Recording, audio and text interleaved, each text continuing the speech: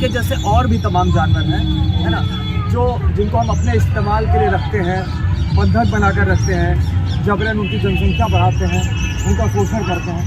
तो सिर्फ इनका शोषण गलत है या किसी भी प्राणी का शोषण गलत है ना। अब जैसे देखिए मुर्गियों का, बकरियों का शोषण होता है, है ना। बकरियाँ पहाड़ों पर रहने वाले जानवर हैं, उनको बंधक बनाकर हम रखते हैं, जबरन उनकी जनसंख्या वृद्धि कराते हैं, बाद में उनको मरने के लिए भेज देते हैं। मुर्गियाँ, जो जंगल वाली मुर्गी है, साल में 10-12 अंडा देती है और अंडे से निकलकर जब बड़ी हो जाती है, वयस्क हो जाती है, तो 18 महीने लगता है। उनका वजन होता है 700-800 ग्राम। हम लोग ये साल के अंदर जो सफेद वाली मुर्गी देखते हैं ना पंजाब वगैरह में, उनको 35 से 41 दिन में हम लोग 2-3 किलो का कर देते हैं।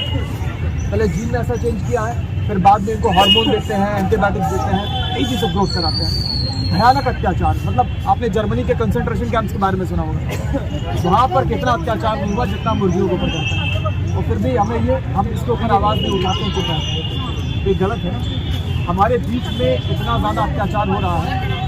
ऐसे ही गाय भैंस भी माइंड स्वतंत्र प्राणी थे, हमने उनको बंधक बनाया, जबरदस्ती गाय भैंस को प्रेग्नेंट करवाते हैं, क्योंकि जब बच्चा पैदा करेगी तभी दूध बनाएगी अपने शरीर में। जितने भी स्तनधारी प्राणी हैं, 6000 से ज़्यादा प्रजातियाँ हैं, इन सभी में माँ जब बच्चा पैदा करती है तो दूध बनाते हैं। बचपन में हमारी माँ ने भी हमको दूध पिलाया, फिर 5-6 महीने हमने पिया, फिर अब बड़े हो गए, फिर अपने नेचर के अकॉर्डिंग। लेकिन आज हम क्या कर रहे हैं, पकड़ के बार-बार पैदा होते हैं उनके 1 घंटे में बच्चे को रस्सी में बांध देते हैं। अब जानते हैं क्यों? 1 दिन के बच्चे को हम रस्सी में क्यों बांधते हैं?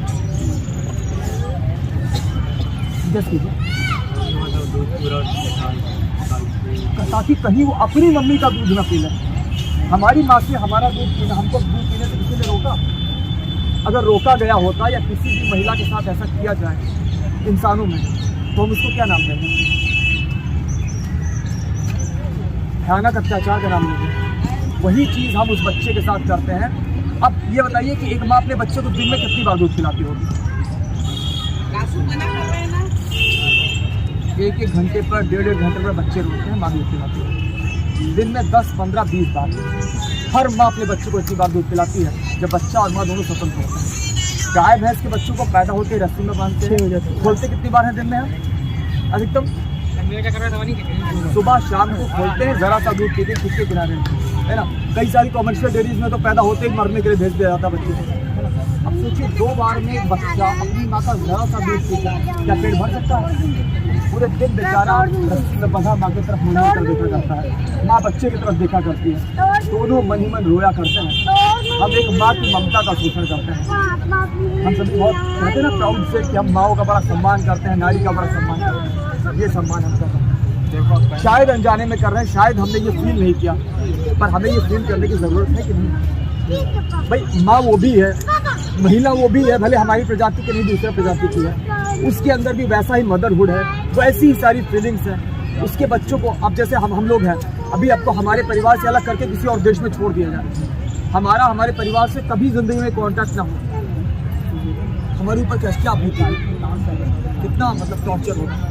गाय भैंस के बच्चों को 6-7 महीने रखने के बाद बेच दिया जाता है। मान लीजिए स्लॉटर हाउस में नहीं भी गए तो भी सोचिए कितना पीड़ादायक होता है। वो बिल्कुल हमारी तरह वो सोशल होते हैं, हमारी तरह ही उनके अंदर भावनाएं होती हैं। और यही नहीं, भारत में दूध का जो प्रोडक्शन है सबसे ज़्यादा गाय से होता है कि भैंस से होता है? भैंस से होता है। आपने छुट्टा गौवंश देखे हैं? सड़कों पर गाय घूमती हैं, बछड़े घूमते हैं। कभी आपने छुट्टा भैंसें देखी हैं जो ना घूमती हो, जो घूमती हो सड़क पर? तो ज़्यादा दूध हम भैंसों से ले रहे हैं, ज़्यादा हम भैंसें पैदा करा रहे हैं, तो भैंसें हम लोग क्यों नहीं छोड़ रहे हैं? क्या लोग भैंसों का ज़्यादा सम्मान करते हैं? पूरी ज़िंदगी उनको खिलाते हैं, उनके नर बच्चों को, लोग क्यों नहीं छोड़ रहे होते? सारी बूढ़ी भैंसें, सारे उनके नर बच्चे अंत में कसाई को हम बेचते हैं। अगर उनका जो स्लॉटर होता है सीधे नहीं, हम फुटेज बेच रहे हैं, खाना नहीं उतरेगा हमारे अलग से। इंडिया में हमारे बारे में वो क्या पीड़ा सहते हो, इसकी हम कल्पना भी नहीं कर सकते। ऑलमोस्ट हर स्टेट में लीगल है। एक्सपोर्ट में नंबर 2 पर है दुनिया में। फिर एक्सपोर्ट किससे बात कर रहा है? इंटरनल कंजम्पशन में टॉप कंट्रीज में है। यही नहीं, बड़े पैमाने पर गाय भैंस हम इलीगली स्मगल भी करते हैं बगल की कंट्रीज में, बांग्लादेश और तमाम देश। सबसे ज़्यादा गाय भैंस के मांस का उत्पादन जानते हो। दूध के लिए बार बार गाय भैंस प्रेग्नेंट कराते रहते हैं, कम से कम एक गाय भैंस का उसके 13-14 साल के जीवन में कम से कम 7-8 बच्चे पैदा कराते हैं। और भारत में किसी किसान की औकात नहीं है कि गाय का अगर 7 बच्चा भी पैदा कराया है, उसमें सादे नर नहीं है, तो उनको पूरे जिंदगी को रखेगा, खिलाएगा। वो करेगा तो अपने घर वालों को नहीं खिला पाएगा। इसी वजह से भैंसे सारी कसाई को, गौवंश भी कुछ कसाई के पास जाते हैं, कुछ सड़कों पर बेचारे इधर उधर मरते हैं, मतलब मरते ही मरते हैं। तो पूरे जिंदगी बेचारों का शोषण, माँ की ममता का शोषण, अंत में उनकी हत्या। क्या मांस और डेयरी में कोई अंतर हुआ? भाई मांस के लिए जानवर को पहले हम काटते हैं, फिर खाते हैं। दूध के लिए पहले निचोड़ कर शोषण करके दूध पी लेते हैं, भूखा रख के बच्चे को उसके, और बाद में उनको कटने के लिए दूसरे को बेच देते हैं, है ना।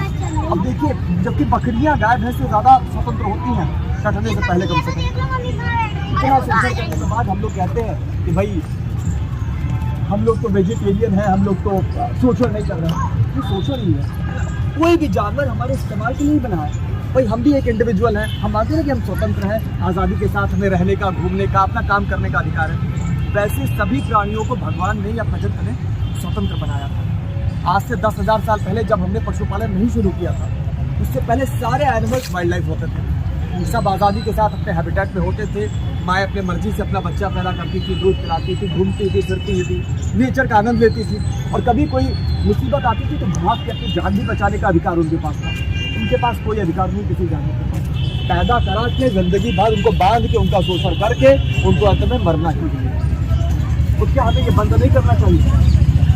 क्या हमारे पास फल, सब्जी, अनाज, दालों की कोई कमी है? कोई कमी नहीं। कितने देशों को हम एक्सपोर्ट करते हैं अनाज, उसके बावजूद अगर हम किसी जानवर को मार के मांस खाएं, किसी बच्चे के हिस्से का छीन कर दूध पिए, क्या ये उचित है? आज दुनिया में ऐसे करोड़ों लोग ऑलरेडी हैं जो किसी तरीके से जानवरों के इस्तेमाल, उनके शोषण का समर्थन नहीं करते, है ना। ऐसे लोग ना मांस खाते हैं, ना डेयरी उत्पादों का प्रयोग करते हैं, ना अंडा, ना मछली, ना घोड़ा गाड़ी का, ना दूसरे तरीके से, किसी भी तरीके से जानवरों का वो छोड़ देते हैं, इस्तेमाल नहीं करते हैं, ना पहनने में चमड़ा, रेशम, शहद, किसी भी चीज़ में, है ना। तो यही आप लोगों से निवेदन है कि अगर हम लोग इन सारी चीज़ों को छोड़ दें, खाने में फल, सब्जी, अनाज, दालें, 2 कटोरी दाल खाने लगे, थोड़ा ज़्यादा फल खाने लगे, क्या हमारा कुछ बिगड़ जाएगा? कुछ नहीं बिगड़ेगा, लेकिन उनका जीवन बर्बाद होने से बच जाएगा।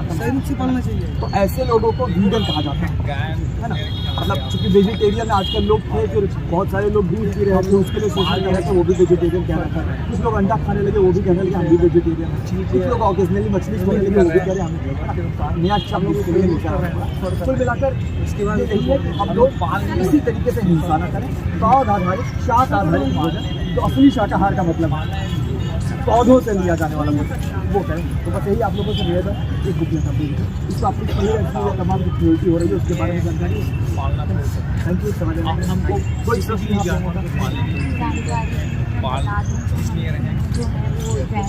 कम्युनिटी का नाम मैं इसलिए ली क्योंकि उन लोगों को हमेशा ऐसे पता नहीं होता है लोगों को कि किस तरीके से पालन पोषण करते हैं अपना। और हमारे बचपन से ही हमारे माता पिता ने हमको नियम दिलवा के ये भेजा है यहाँ पे कि आप कहीं भी बाहर जाओगे या घर में भी कि ना आप कभी चमड़े की वस्तु का उपयोग करोगे, ना तो आप कभी शाकाहार मतलब मांसाहार को कभी हाथ लगाओगे। इवन हम लोग सिल्क भी नहीं पहनते।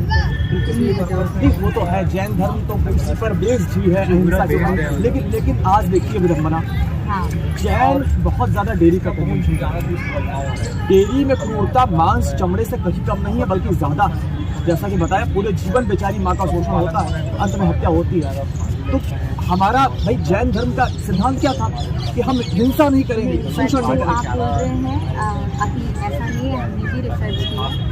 तो जैसे गाय आपने बोला, तो गायों का सबसे ज़्यादा जो गौशालाएँ खुलवाई प्रदेश में वो जैनों के ही। बिल्कुल। और मैं खुद मतलब इतनी सारी गौशालाओं को देख कर आई हूँ। मान लीजिए गौशाला भी है, इसलिए पहली बात, गौशाला का नियम ये होता था प्राचीन काल में, दूध का व्यापार नहीं किया जाएगा। गौशाला का मतलब होता था एक संरक्षण वाला स्थान है जहाँ गौवंश को रखा जाएगा, गौवंश की सेवा की जाएगी। गौवंश पहले क्या थे? सेवा का माध्यम थे, मेवा का माध्यम नहीं थे। आज धीरे धीरे हम डेयरी का कंजम्पशन बढ़ाते गए, अब ये मेवा का माध्यम हो गए हैं। हमें खुद नहीं पता है कि क्या चेंज हमने कर दिया है। तो जिन गौशालाओं में जो भी हैं, है ना, बाकी जगह से बहुत लाख गुना अच्छी है, लेकिन फिर भी अगर हम तुलना करें कि जो किसी जानवर का प्राकृतिक अधिकार होना चाहिए जो ईश्वर या प्रकृति ने उनको दिया था, फ्रीडम वाला अधिकार। क्या वो अधिकार उनके पास है? अगर फिर भी अगर हम दूध ले रहे हैं तो जाहिर सी बात है बच्चे को पेट भर माँ का दूध हम पीने नहीं देंगे। और दूसरा, बच्चे को बांध के, बच्चा अगर खुला होगा तो दिन में 10-15 बार दूध पिएगा, है ना। दूसरा, बहुत सी ऐसी गायें हैं हमने ऐसा जेनेटिक चेंज उनके बॉडी में किया हुआ है कि ज़्यादा दूध उनके बॉडी में बन रहा है बच्चे की ज़रूरत है। सेलेक्टिव ब्रीडिंग हमने की है सदियों से, फिर जेनेटिक मॉडिफिकेशन हमने किया, जैसे आपने होल्स्टाइन फ्रीजियन, स्विस, जर्सी सुना होगा। फिर उन गायों के साथ HF के साथ हमने सारी अपनी देशी गाय क्रॉस कराई हैं। हम कहते हैं ना साहिवाल, गिर, हरियाणा, हमारी देशी नस्लें, अधिकतर हमारी ये तथाकथित देशी नस्लें HF के साथ क्रॉस हुई। हमने ये सब किया सिर्फ दूध बढ़ाने के लिए। ये कोर्स में पढ़ाया जाता है डेयरी का विकास कैसे हुआ।